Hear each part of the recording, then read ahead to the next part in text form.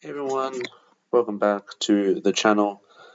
Um, Once again, a late video, apologies, but round 4 team review. Nah, it could have been worse. It could have been a lot better. 501 drop.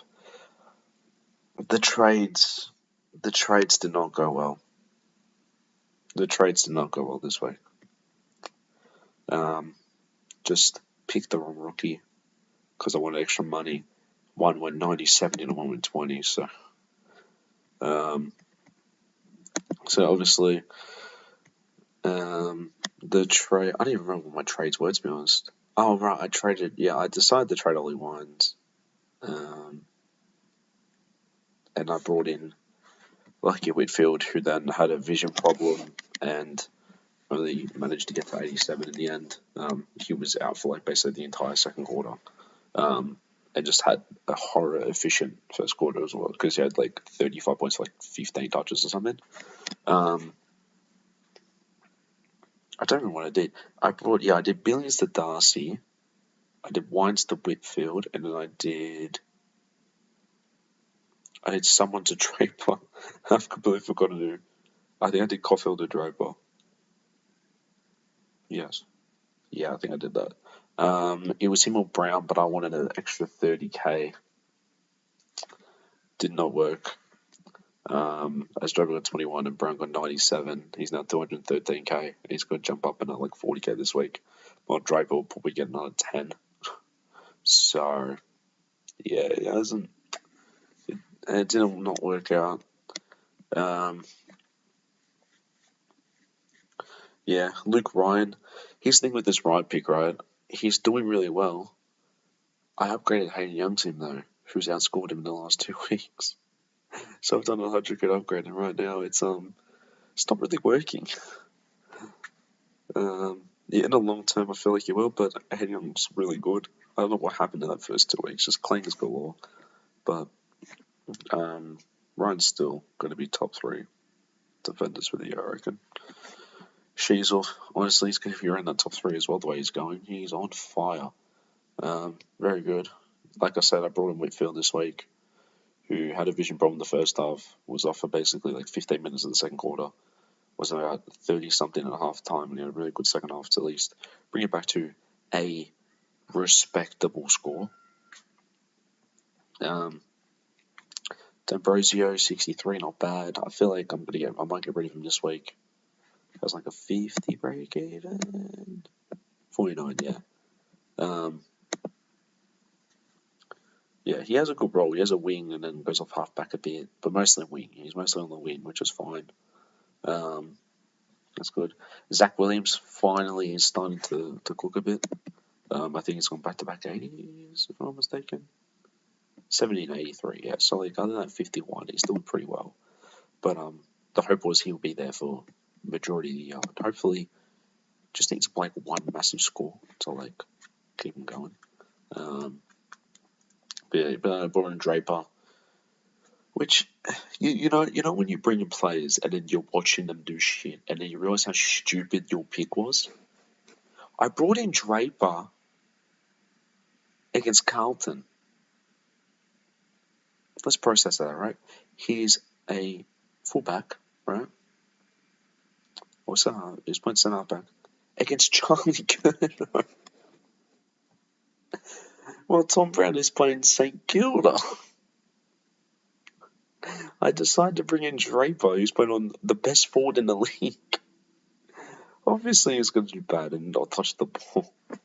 But, you just don't think of that until you're actually watching it, and then you realise how dumb your decision was. No wonder he's doing bad. He's playing against the best forward in the league. Obviously, he's not going to take marks. He's not going to get all the ball, is he? Stupid. But I held Howes. He got 46. I didn't take his points because I thought Draper could maybe beat that or at least get close to it. 25-point difference, which is actually a pretty big difference.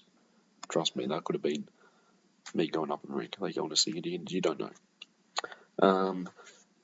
Bontempelli 1-4. I'm so happy I started Bont. He's kind of gone under the radar. He's in 50%, but no one's really acknowledged how good he's been. 126, 136, 110, 141. like, no one's really acknowledged how good he's been. Everyone, the focus has been on Tom Green and, like, Green's going off, Matt Rowe's going off, Sarong's going off. All these people, like these, Heaney. But Potterbilly has been sliding on the radar, doing really well. Tom Green's worst game of the year, 109. I VC'd Heaney, which I was going to go into Green, so good thing Heaney did well, because then I would have had a 109 captain. Butters, 2 bad quarters, 2 good quarters. That's why sometimes he was like 40 at half time, then he was on like 53 halfway through the third quarter, and then somehow nearly ended up at 120. I don't know how he did it, but it's very good considering he got me 98 last week. But still, upgraded Nick Martin to him. It's funny, because if I had Nick Martin and Hayden Young, I would have been good right now. I would have had to, but oh well, you live and learn, unfortunately. At the end of the day, why did players have 2 bad games before their price rise, and as soon as you trade them out, back-to-back 130s, back-to-back 120s, it's just like, why do you do this?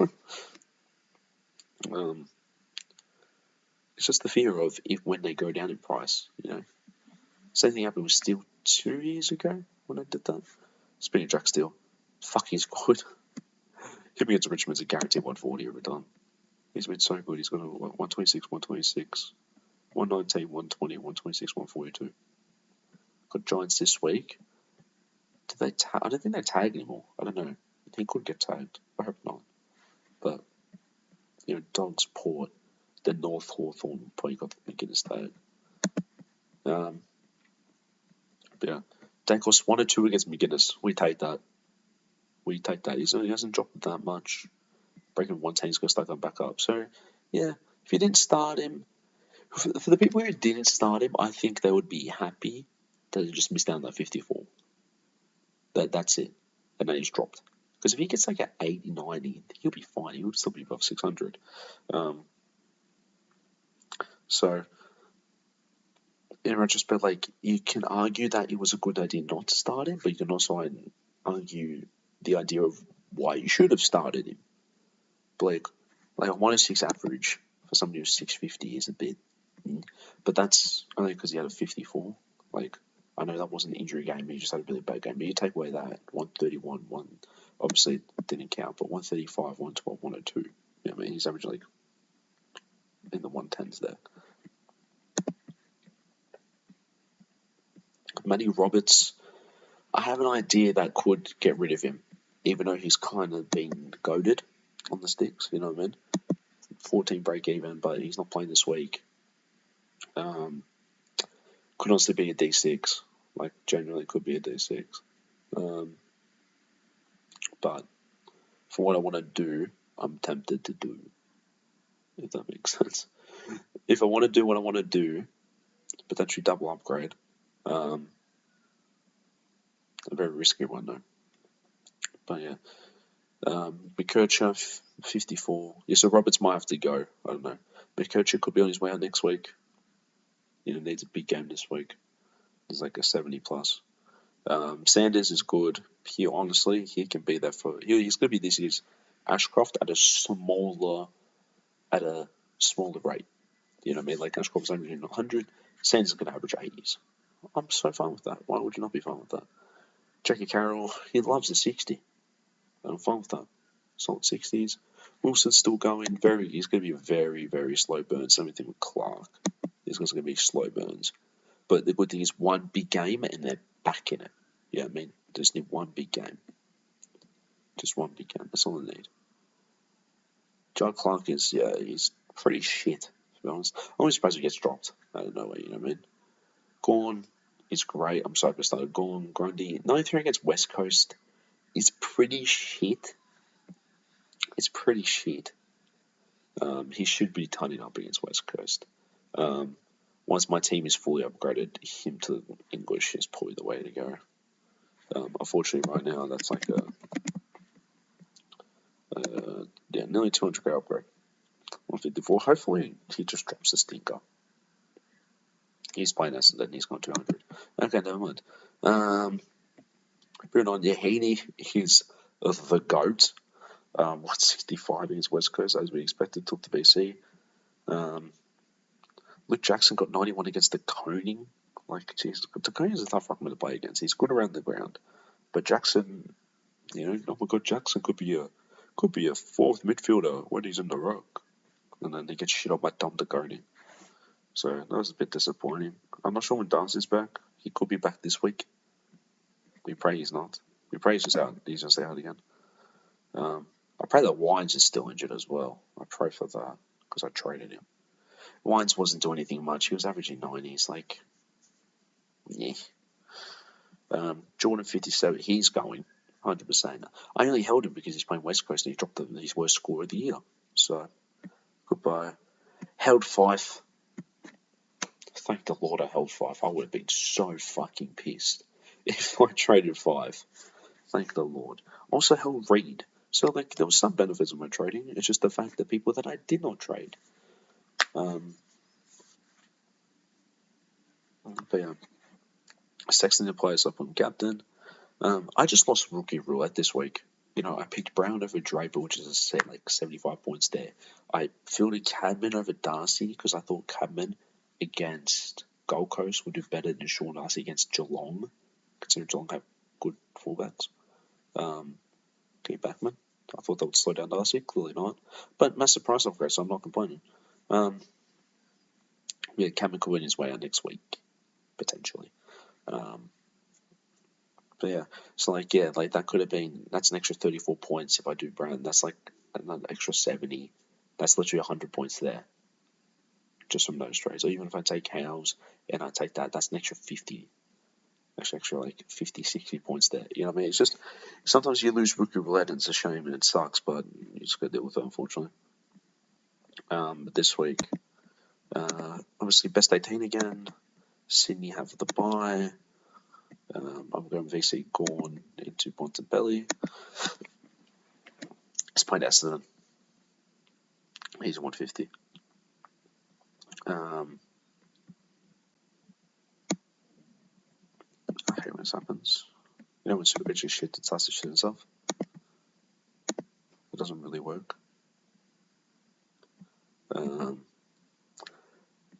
Right, in terms of trades, James Jordan's getting the boot. To be honest, I could just do one trade.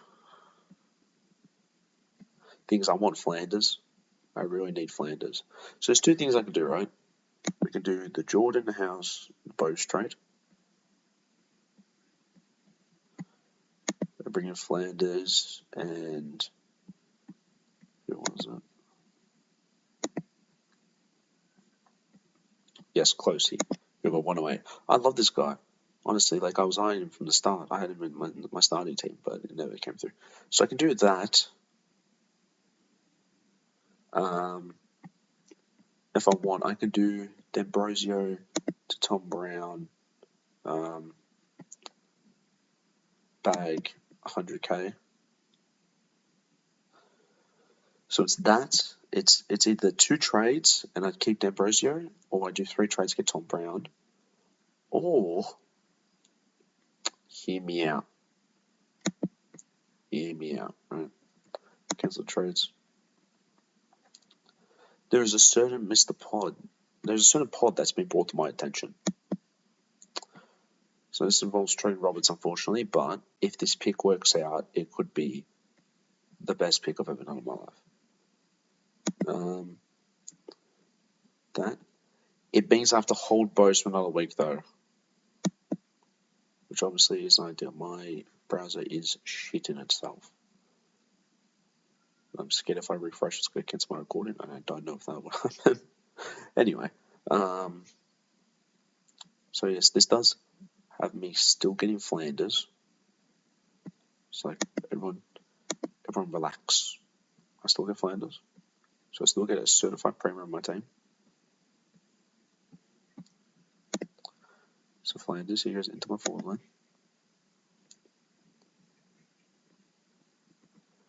And then I get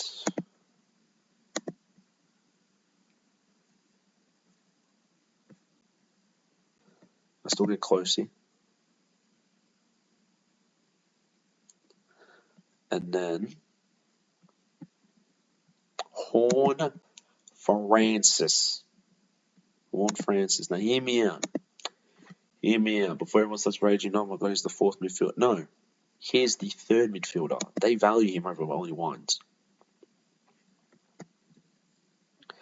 He has a hamstring. He had a hamstring issue, yes, but he came back this week and ripped it. Absolutely ripped it. Yes, there's no Wines, but here's why the Wines factor doesn't affect Horn Francis. He's got 112, 132, 433k, 4 break even. He goes 90, he's jumping up 40. So if he goes off again, he's jumping up 50, 60k.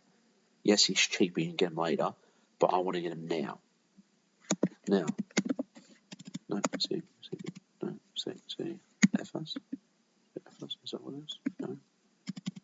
Hello? I was literally on it before. Here we go. DFS. Love it. Sorry. Anyway, Port Elliot, look at these. Look at the averages. 16. He has the highest average from. Yes, he's only played 2 games, but in those games, look at this: 71, 61, 61, Drew 21. Obviously, he's got a more predominant role now, but Wine's 46. Wine's 50. He's not even involved at this point, honestly. He's the outside. Drew's getting more than him. He got 65, and Rosie and Drew got more, but Butters got, you know what I mean? Where he got dropped the 132 was 65. Yes, you do bring in Wines back, you know. One of them's going to have to miss out. Because obviously when all 4 of them were in, Drew missed out. But I feel like if they're going to kick either Drew or Wines out, they're not going to kick out Hall Francis. Because over those 3, Wines got less. You know what I mean? Out of all 3 of them. Out of all 4 of them when Hall Francis was out. So Hall Francis come back in. Looks like Wines gets the boot. Not gonna lie, he gets the boot. And Horn Francis comes in. He has the highest average. He got more than Butters last week. And then look at the fixtures. Freo, not bad. Collingwood, league points in midfield. St Kilda, suck. Adelaide, suck. Geelong, midfield, sucks. Hawthorn, suck. And he's not going to get tagged by beginners because they've got Butters, they've got Rosie. And in North. You know what I mean? Like, he has some tasty fixtures. So, I'm tempted to do that. And then I have the whole bonus round of the week, yes. It's best 18, so it's fine. I don't think it drops that much. You know? Yeah, 56, look. Drops 10k, I don't care. It's fine. It's fine. Who knows? Maybe he just comes out and drops fucking 100 this week. Who knows? I have faith in him. With that, I'm going to loophole Bose and Draper. Closey can be on the field. Also, yes, I know early on Closey is a risk, but 108 playing off halfback. This kid was great in the VFL. I think he was like the VFL best and fairest. I swear. Like, don't quote me on that, but I'm so convinced he was. I don't understand why he didn't really get a go, but he is a gun. And I'm so excited to see him. So with that, you know, if Horn Francis, do I believe Horn Francis can average 100 from here? 100%. Why can't he replicate that and do it every week? If he's playing midfield. Would I want to be like, you know, wait a week, you know, because, you know, he could, with Wines back in the team, this could flop. Either way, he's going to make some money anyway. Like, this could flop. I have no idea. This could absolutely flop, but I'm taking a risk. You know, high risk, high reward. It leaves me with, you know, I've got day costs. So, 1, 2, 3, 4, 5, 6, 7, 8, and then 5 doesn't last 9. Oh no, 8 because I've got Heaney coming back. So there you go. I've got 8, potentially 7, 8 upgrades with 29 trades. You know what I mean? You know, because I've got a cheaper Primo who I believe will turn out right. So I might do that. But that's where I'm going to leave it. That's where I'm going to leave it for this week. Let me know your thoughts on this pick. He is owned by, what, 1%? 4% of teams. So people are jumping on him. Just saying, Jason loves a good pod. I love a good pod. Don't worry, everyone train at house. He's dropping 100 this week. A lot of people trying out Grundy. Don't blame them. People are trying to make Sharp. I missed out on Sharp. That's annoying. It's very annoying. There was an idea that I was going to bring in Sharp potentially.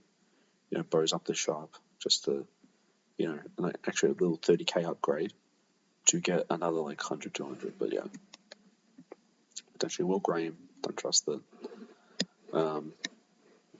Cobbin's just a bit too much. And Sexton, he'll come back eventually. Hopefully he comes back in. People training McKercher. 2.5% trade out Dacos. Why would you do that? Why would you do that? I'm curious to see this actually. Yeah, Tom Pound dropped to 70, so I'm not fussed with that. Sexton. People in my leagues are 12.5%. I've traded out 5. Huh. Interesting. But yeah, it seems like Grundy won't last the year, unfortunately.